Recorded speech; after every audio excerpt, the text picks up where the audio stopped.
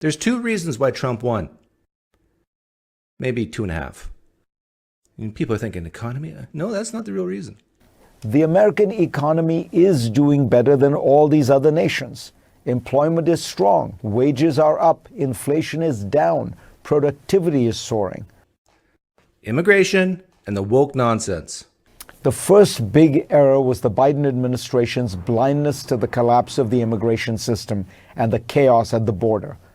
An asylum system that was meant for a small number of persecuted individuals was being used by millions to gain legal entry.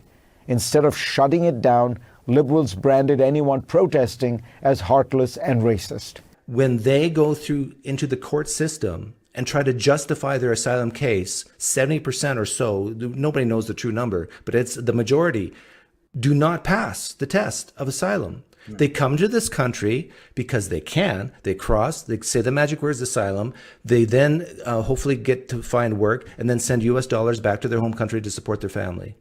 They don't care. They think the majority of asylum seekers are faking it. They're full of shit.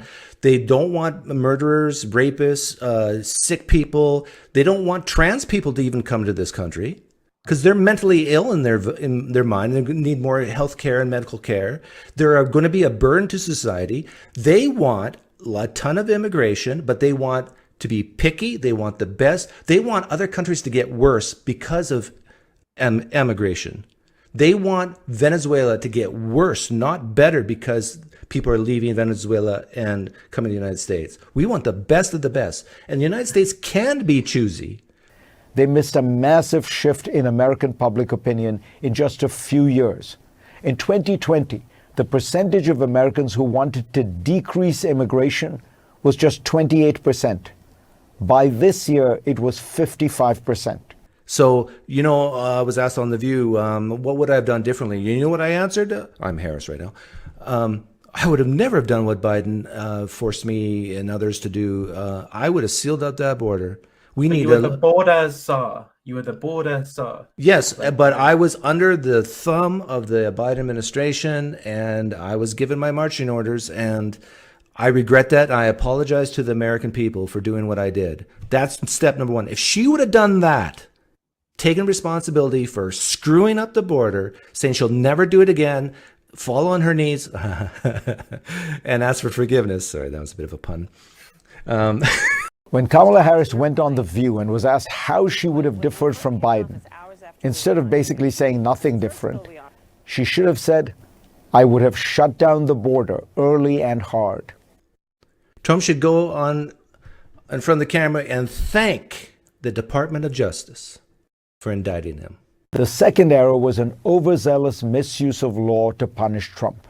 The most egregious of the cases pursued was Alvin Bragg's one in New York, one that even he was once skeptical of, but was reportedly pressured by some on the left into pursuing. Some cases, like the Georgia one, were legitimate, but the host of them piled on in rapid succession gave the impression that the legal system was being weaponized to get Trump. It confirmed to his base what it had always believed, that overeducated urban liberals were hypocrites, happy to bend rules and norms when it suited their purposes. It's worth noting that in this week's election, a CNN exit poll found that among those who believe that democracy in the U.S. is threatened, a majority supported Trump. Lawfare turned Trump from being a loser into a victim. And as his indictments grew, his campaign contributions surged and his poll numbers solidified. Your relentless lecturing to us, your fear-mongering, fascist dictator,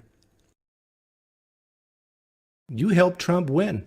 The final error is a more diffuse one, the dominance of identity politics on the left, which made it push for all kinds of DEI policies that largely came out of the urban academic bubble, but alienated many mainstream voters. If you're a woke, progressive, leftist, you ought to cry. Please do. This is a rebuke of everything you believe in. The American people says, we don't like you. This kind of obsession made Democrats view people too much through their ethnic or racial or gender identity, and it made them miss, for example, that working-class Latinos were moving toward Trump perhaps because they were socially conservative, or liked his macho rhetoric, or even agreed with his hardline stance on immigration. One of Trump's most effective ads on trans issues had a tagline: Kamala is for they, them. President Trump is for you. And I need to thank all the trans activists out there. Trump should go on camera and thank the trans activists for getting him elected. People are sick and tired of radical gender activists shaping the minds of children, intruding spaces for women. People have had enough.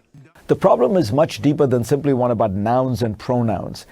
The entire focus on identity has morphed into something deeply illiberal, judging people by the color of their skin rather than the content of their character.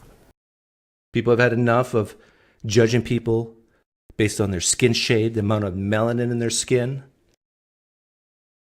This is death to diversity, equity, and inclusion. This is death to feel sorry forism, and I love it.